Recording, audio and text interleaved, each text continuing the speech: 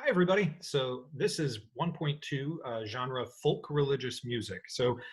In the big picture, we're talking about music that is created in the early part of the 1800s, the early 19th century. And in a lot of cases, some of this music is evolving out of hymnals and religious music that's popular in England in that time. And that a lot of it, without getting into too much religious history, a lot of it comes out of kind of the Second Great Awakening, which is happening during some of this time period as well. And the music that we know of today that is kind of folk religious music, a lot of it gets preserved in rural communities, places where there's not a lot of interactions with the outside world. So rural Appalachia and rural southern communities as well. We hear a lot of vocals, group vocals naturally are pretty popular. There are some solo songs, and there's obviously tons more to talk about in terms of religious folk music than what we can do in this video. But in most cases, we're going to be talking about group vocals and body percussion. So again, hand claps, foot stomps, that kind of thing. The purpose is group worship, both participation, the whole congregation singing at once, or maybe a smaller select group performing for the congregation, although that's less common in religious folk music because a lot of times it's the whole church coming together to sing. The subject matters are pretty common in terms of Christendom: salvation, death and eternal life, hope for a better future, a lot of times.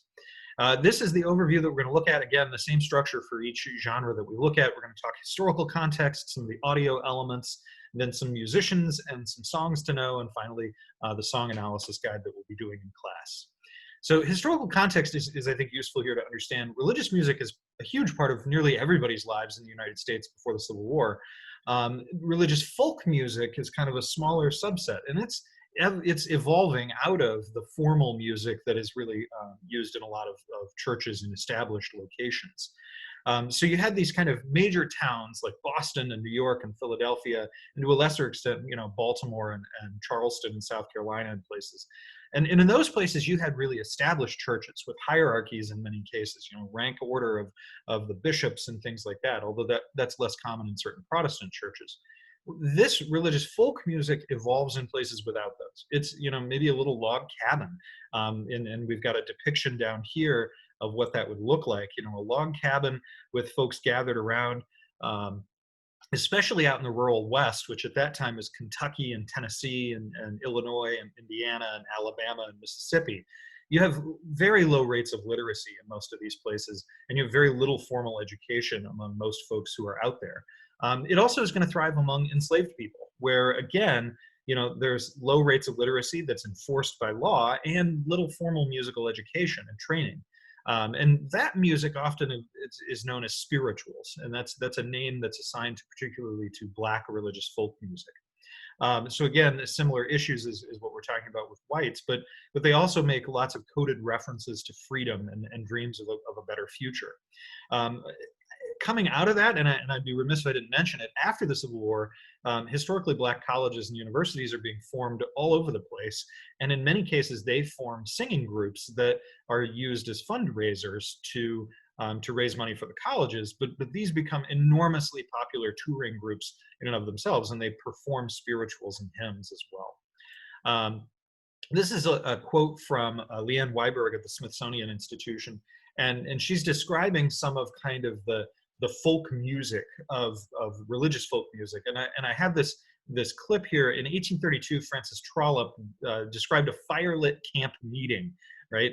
And in these places, these revival camps, she said, about 100 persons came forward uttering howlings and groans so terrible that I shall never cease to shudder when I recall them.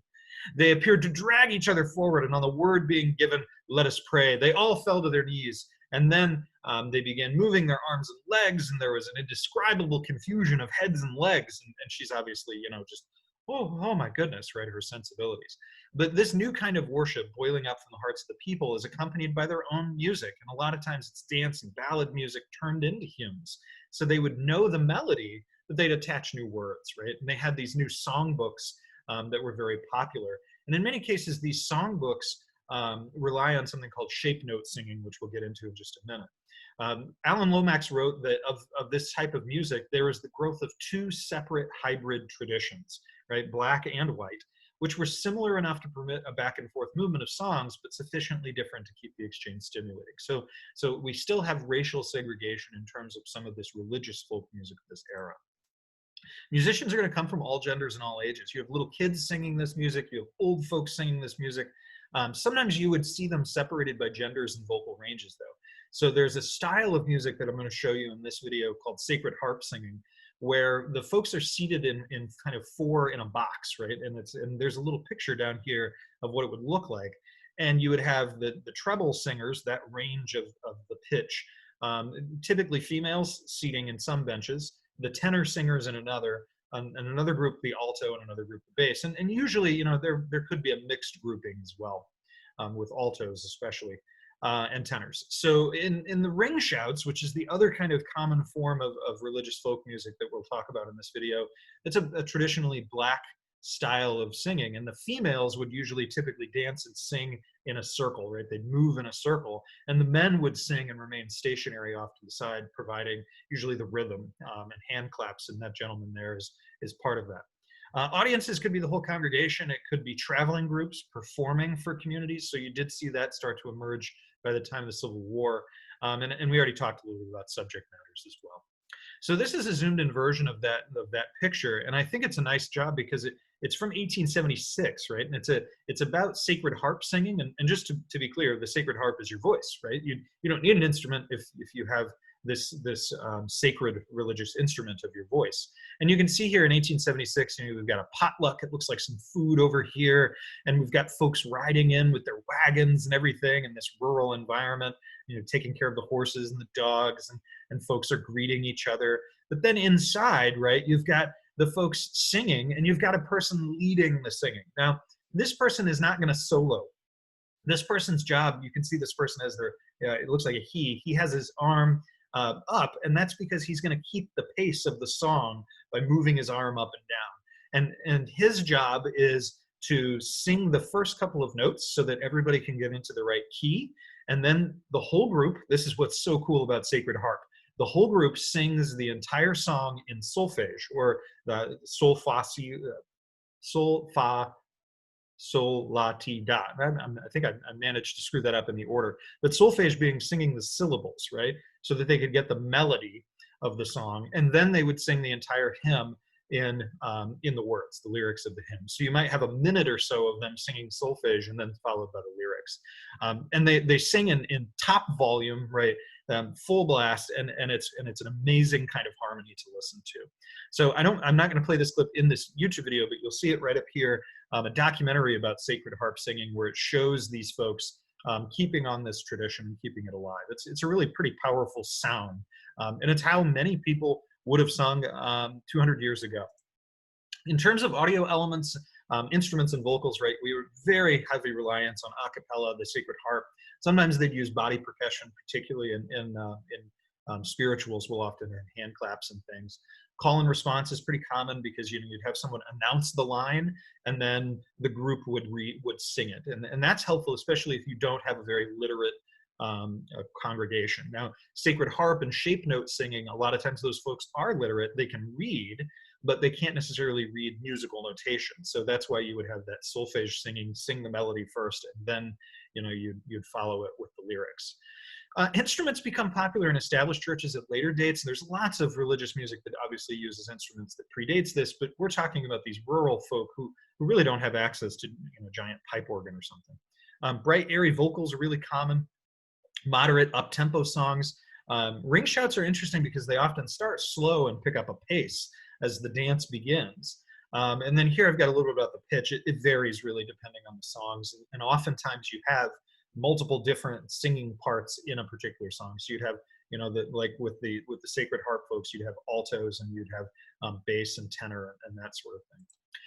So in terms of the musicians, we don't know the actual performers, because in many cases these are just ordinary folks singing the music of their families and their congregations. The composers of religious music, on the other hand, are pretty well known. In the most part, they're white. There are some late 19th, early 20th century Black communities who also have documented music as well. But in most cases, the hymnal, the songbooks themselves with the lyrics, those are usually white publishers who are doing that. These are some folks who are carrying on the tradition. The list here: Liberty Baptist Church of Hennegar, Alabama, and there's an interior photo and an exterior. It's a rural, tiny little church in rural Alabama. The Georgia Sea Island Singers, which I don't have a photo of on this page, but these are the McIntosh County Shouters of Georgia, and they do ring shouts. We looked at them in other videos. We'll look at them again as well. And the Fisk Jubilee Singers, and that's the Fisk University singers, and this is one of the early photographs of them. And you can see they are dressed to the nines because they're a performing group, right? Their job is to go around and raise money for the school so that paying audiences could come and hear them sing. So they're a really formal choir all the way to the informal, right? This guy, Benton Jordan, I love this photo of him, and I wanted to share a little bit about him. He's one of the youngest members of the McIntosh County Shouters, the band in the singers in Georgia. At the age of 11, he got a sit down, is what he said, where he learned that the history and hardships that kept the community going were embedded within the ring shout songs that were part of this. And he said he realized, whoa, you're sitting on a diamond mine. You're sitting on something way bigger than yourself. So he's a college-educated guy. He's a smart guy, and he said, this is something that's really important in my community, which is just such a powerful statement, right? 3 songs that I'm gonna link in the playlist right above me, so I'd encourage you to check these 3 out. Jubilee is just an incredibly famous ring shout song, and it's about both, obviously, the salvation of the soul, but it's also about liberty and personal freedom from slavery. And the McIntosh County Shouters, I can't say enough cool things about them. They do this song with vocals, spoons, and body percussion, and it's just awesome. There's a version of it as well where you get to see them performing, and so I encourage you to check that out in the playlist. Swing Low, Sweet Chariot is a really famous song that's often sung by the Fisk University Jubilee Singers. But this version that I have here for you is sung by the Princely Players, and they're a similar congregational group that would travel and things like that. I like this version because it's really clear. The vocals are nice, and it's kind of reminiscent of the version of this song that was really popular in many Black churches, and in both before and after the Civil War, or just after the Civil War, because this song is pretty much comes out right around the time of the Civil War. New Britain is the name of the song that most people know as Amazing Grace, and it's a really old song, comes from the 1770s. John Newton, I think he arranges it. I don't recall off the top of my head. This version is sung by folks doing it in the sacred harp style, right? So it's so cool. Really encourage you to check it out. You'll hear about a minute of that solfege, and then it'll follow with the lyrical singing, and it's a powerful song, right? So this is the part where I'll say, hey, check out that playlist. In class, we'll be doing the song analysis guide, and also I've got these slides with sources and some other good things to check out. I'll see you next time.